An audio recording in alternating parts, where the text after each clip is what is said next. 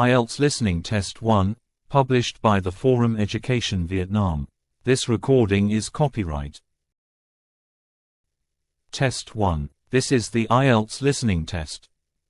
You will hear a number of different recordings and you will have to answer questions on what you hear. There will be time for you to read the instructions and questions, and you will have a chance to check your work. All the recordings will be played once only. The test is in 4 parts.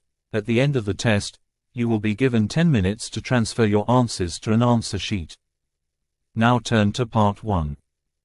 Some time to look at questions 1 to 6.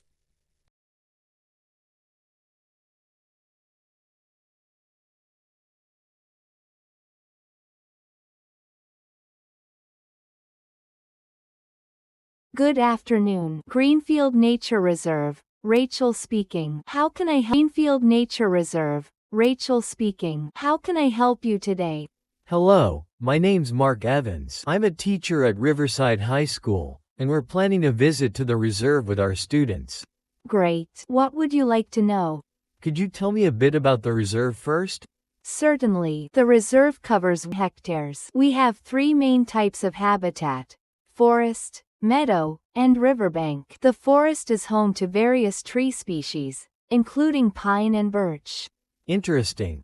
The riverbank hosts a diverse range of plants and aquatic life. Originally, this area was farmland before it was transformed into a nature reserve about 30 years ago. I assume there's plenty of wildlife to see? Absolutely. We have numerous bird species, butterflies, and mammals like foxes and hedgehogs. I hear you offer educational programs for visiting schools. Yes, we do. We can tailor activities to suit different age groups. Can you give me some examples? One main focus is biology, where students explore local flora and fauna. They also gather and assess samples from the environment. I see. Another focus: conservation efforts and sustainable practices. Do you include any cultural studies? Yes, we do. We discuss the historical use of the land and its transformation over time. We also look at the impact of tourism. That sounds comprehensive. Before you hear the rest of the conversation, you have some time to look at questions 7 to 10.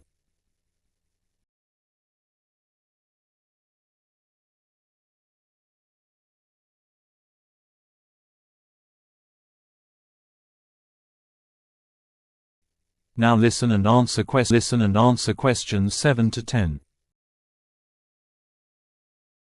It is. We also have an art program where students use natural materials to create artwork and explore different techniques. That sounds engaging. It is. And all our activities are designed to be educational and enjoyable. How much does a visit cost? For groups over 25, it's £5 per student. Teachers and other accompanying adults are free. Excellent. Thank you for the information. I'll discuss it with the team and get back to you. We look forward to your visit. Goodbye. Goodbye. You now have 1 minute to check your answers to part 1.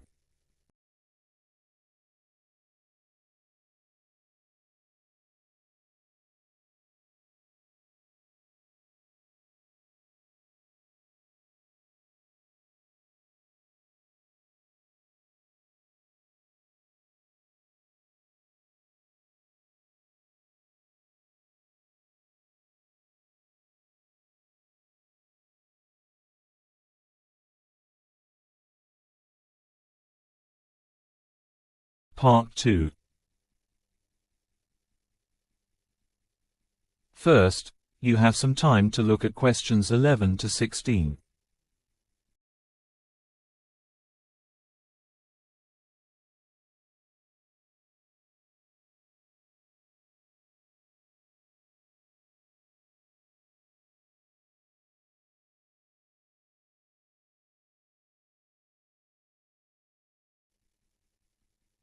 Now listen carefully and answer questions 11 to 16. Hello everyone, and thank you for inviting me to speak today about the Community Arts Centre. I'm Mark, one of the many volunteers who help keep the center running smoothly. You might be curious about why I chose to dedicate my time to volunteering here. After moving to this town, I was eager to become an active member of the community. While I do enjoy art, my primary motivation wasn't to develop my own artistic skills or to gain experience for a teaching career. Rather, and be part of something meaningful. Volunteering at the Art Center seemed like the perfect opportunity to do just that. Let me give you a bit of history about the building itself. The Art Center is housed in a structure that dates back to the 1920s. Originally, it served as a cinema and was a central hub of entertainment in the town for many years. Unlike some other historical buildings in the area that started as warehouses or schools, our building has always been a place for people to come together and enjoy the arts in some form. A few years ago, we recognized that the facility needed significant renovations to better serve the community. However, the process wasn't without its challenges. Although we had secured sufficient funding through grants and donations, we faced lengthy delays due to difficulties with planning permissions. Navigating the local regulations and ensuring that the renovations met all the necessary requirements proved to be more time-consuming than we had anticipated. Operated entirely by volunteers. From the instructors who lead the classes to those of us handling administrative duties, none of us receive any monetary compensation. This volunteer-driven model fosters a strong sense of community and dedication among everyone involved. While we do have operating costs, relying on volunteers allows us to keep fees for classes and events as low as possible, making art accessible to a wider audience.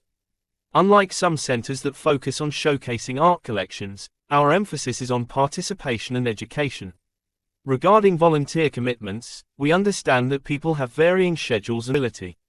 We ask our volunteers to contribute at least 4 hours per week, but we are flexible about when those hours are fulfilled. Some people prefer to help during the weekdays, while others are available on weekends or in the evenings. This flexibility ensures that volunteering can fit into a variety of lifestyles and commitments. In addition to teaching drawing and painting classes, I also assist with administrative tasks. This involves managing class registrations, updating our website, coordinating schedules, and communicating with both instructors and participants. Handling these administrative duties ensures that the center runs efficiently and that our programs are well organized. Before you hear the rest of the discussion, you have some time to look at questions 7 to 10.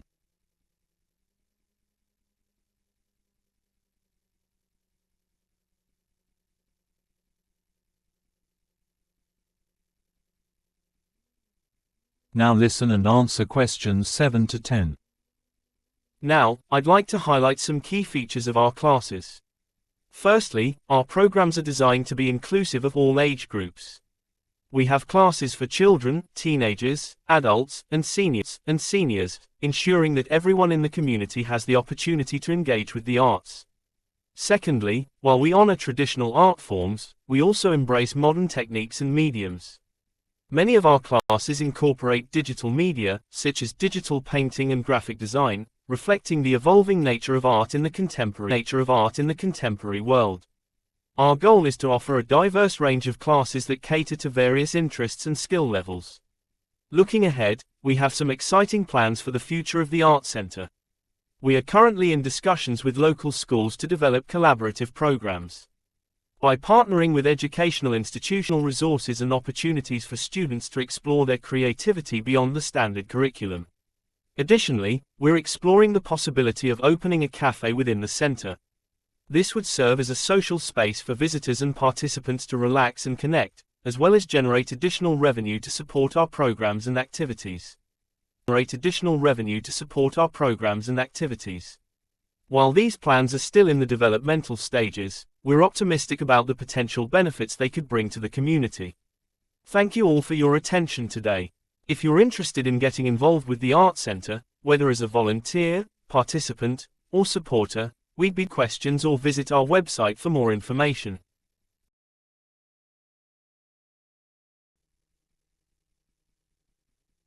That is the end of part 2. You now have 30 seconds to check your answers to part 2.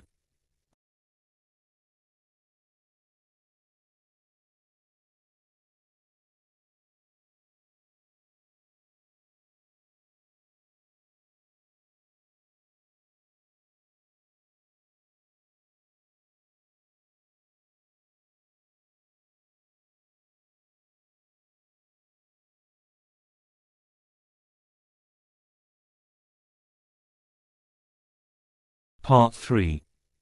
First, you have some time to look at questions 21 to 26.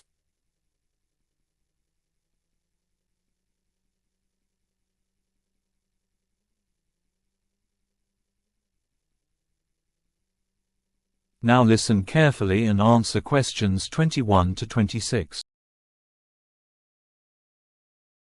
Lisa, could I get your opinion on something? Of course, Max. What's on your mind? I'm trying to decide on a topic for my research project in our sociology class, and I'm feeling a bit overwhelmed.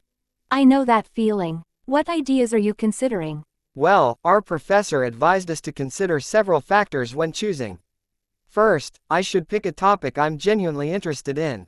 That makes sense because if I'm passionate about it, I'll stay motivated. Definitely. You'll be spending a lot of time on it, so interest is key. Next, I need to ensure there's enough academic material available.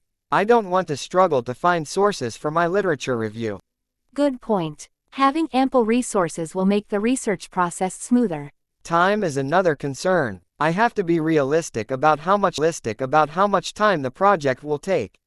Some topics might be too ambitious for the time frame we have. True. We have, 3 months? It's important to plan accordingly. Also, I should think about the scope of the topic. If it's too broad, I won't be able to cover it in depth. If it's too narrow, I might not find enough to write about. Striking the right balance is crucial. The professor also mentioned considering how the research could benefit my future studies or career. It would be great if the project aligned with my long-term goals. That's smart. It can serve as a foundation for future work. Lastly, I have to be mindful to deal with complicated consent processes or sensitive subject matter if I can avoid it. Absolutely. Ethical considerations can add extra layers of complexity. Before you hear the rest of the discussion, you have some time to look at questions 27 to 30.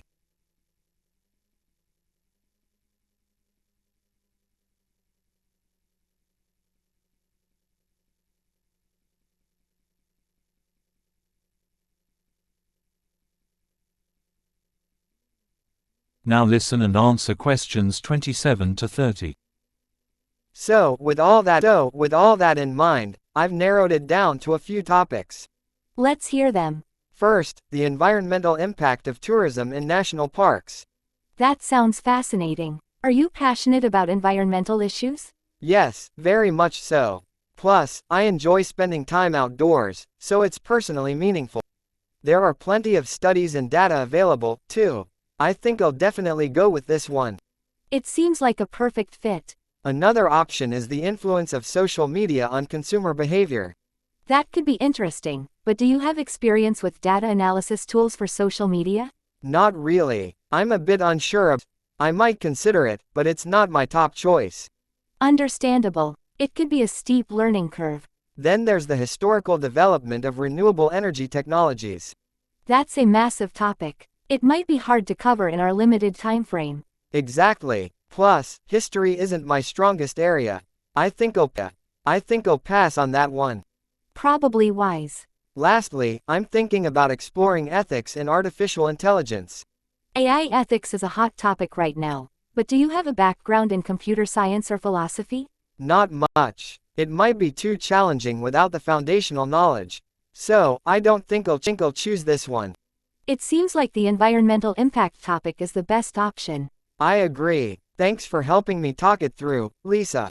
Anytime, Max. Good luck with your research. That is the end of part 3. You now have 30 seconds to check your answers to part 4.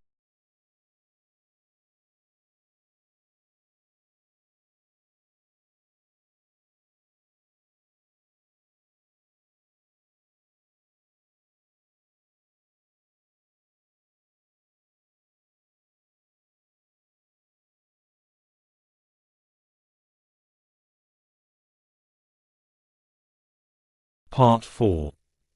First, you have some time to look at questions 31 to 40.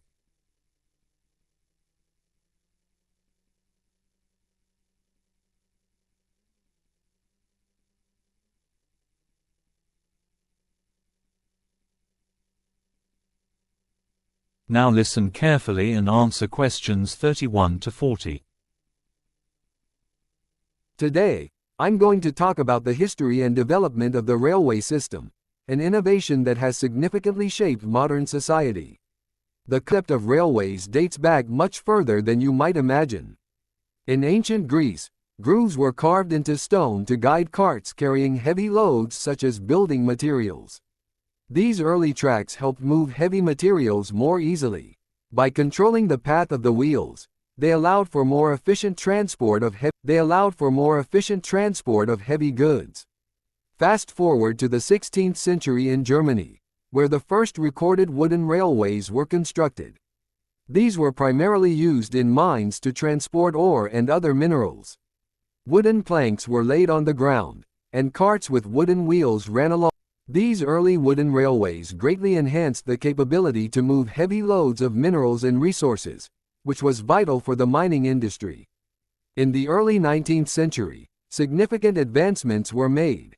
Iron began to replace wood for rails, which improved durability and allowed for heavier loads and higher speeds. The use of iron rails increased the overall efficiency and capacity of the railways. It was during this period that George Stephenson, an English civil engineer and mechanical engineer, built the famous rocket locomotive. The rocket was one of the first steam-powered locomotives and demonstrated the potential of steam engines for railway use. By the mid-19th century, railways had begun to expand rapidly, driven by the growth in population and industry. The Industrial Revolution created a massive demand for efficient transportation, both for raw materials and finished, essential not just for moving goods, but also for transporting passengers over long distances. This transformation allowed people and commodities to travel at unprecedented speeds, significantly contributing to economic growth. In the late 19th century, a standard gauge for railway tracks was introduced, which allowed trains to run seamlessly across different regions without the need to change carriages. Prior to this, different track widths caused significant problems for interoperability. More durable than iron, further increased safety and reduced the frequency of accidents. Steel rails were less prone to wear and breakage, which was a common problem with the earlier iron rails. The 20th century saw the electrification of many railway systems. Electric trains offered numerous advantages over steam. They were cleaner, faster, and more efficient, reducing operational costs and improving travel times. The development of high-speed trains became a significant focus, particularly in countries like Japan, where the Shinkansen, also known as the bullet train, revolutionized rail travel with speeds exceeding 200 kilometers per hour. In the 21st century, the emphasis has shifted towards sustainability and reducing carbon emissions. Modern railways are increasingly powered by renewable energy sources, and there is a push towards reducing the environment. Networks continue to expand globally, offering an efficient alternative to air travel for medium-distance journeys and contributing to global efforts to reduce greenhouse gas emissions. So, with all that in mind, I've narrowed it down to a few topics. That is the end of part 4. You now have 1 minute to check your answers to part 4.